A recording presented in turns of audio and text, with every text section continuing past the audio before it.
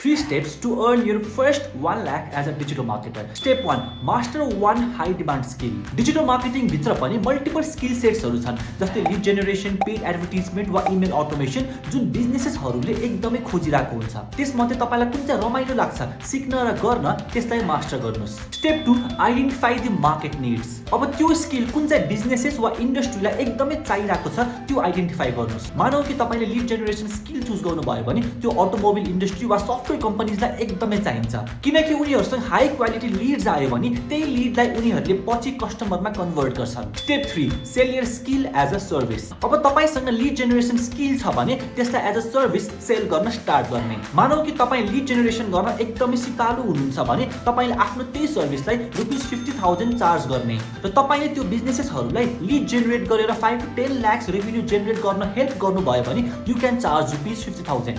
यसरी दुईटा क्लाइन्टलाई अक्वायर गर्नुभयो भने तपाईले एज अ डिजिटल मार्केटर आफ्नो फर्स्ट 1 लाख रुपीस अर्न गर्न सक्नुहुन्छ।